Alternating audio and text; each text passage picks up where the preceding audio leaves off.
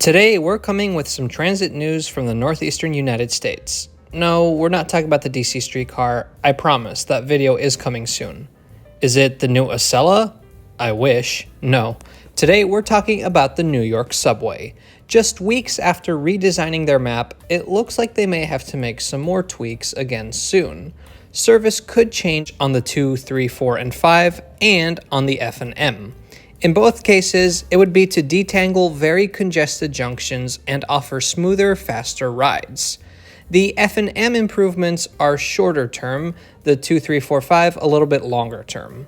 The F and M both run local in Manhattan, and in Queens, the F runs express while the M runs local. But the anticipated change has to do with how both trains run from Manhattan to Queens.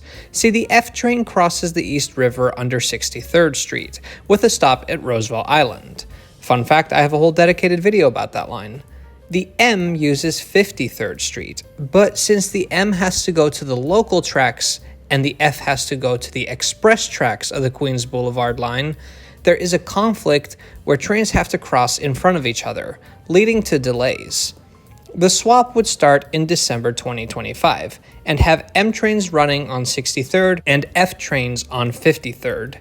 Only on weekdays from 6 a.m. to 9:30 p.m. At all other times, F trains would continue running on 63rd. This swap would let M trains run onto the local tracks of the Queens Boulevard line and F trains run onto the express tracks without getting in the way of other trains. This was reported by the Roosevelt Islander, who directly emailed the MTA for this information. It is important to note that so far, this is the only place that has published these plans. There has been no official MTA announcement about this yet, so it'll be interesting to see if, come December, this change actually takes place. The author notes an added benefit for residents of Roosevelt Island, which is that M trains will likely be less crowded coming into Roosevelt Island than the F trains currently are. The other swap is longer term, but it is more official. As Dave from Streets Blog NYC reports, the MTA is finally tackling the bottleneck at Nostrand Avenue in Brooklyn. Franklin Avenue Station is served by the 2, 3, 4, and 5 trains. After this station, the 2 and 5 head down to Flatbush Avenue, and the 3 and 4 go to Crown Heights and New Lots Avenue. The problem, once again, has to do with express tracks and local tracks. 5 trains, which run express under the Eastern Parkway, have to switch to local tracks to get to Flatbush Avenue.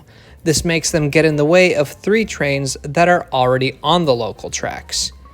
In 2023, the MTA proposed changing the service patterns here to fix the bottleneck, and recently they published their 2025 to 2029 capital plan. The plan includes many steps the MTA will take in the next few years to modernize the system, like ordering 1,500 new train cars, building the Interborough Express, and upgrading signals to communications-based train control on several lines. But hidden in this document is a plan to, quote, address the bottleneck at Nostrand Junction. Besides building new crossovers, it includes a new service plan, which will likely mean rerouting the 3 so that both the 2 and 3 go to Flatbush Avenue, keeping them on the local tracks.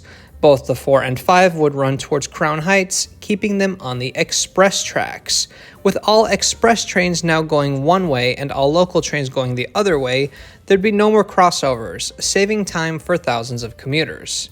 But this would leave some stations without train service. So the MTA would likely introduce a new 8 train to serve as a local in place of the 3. There is no timetable for when this swap would be complete, but it won't be December of 2025 like the F and M swap. And that's all for today. The New York subway is an impressive system that moves millions of people a day, and despite its flaws, it's still one of my favorite transit systems. What do you think? Will these proposed changes make the subway better? Let us know in the comments below. Thanks for watching. We'll see you next time.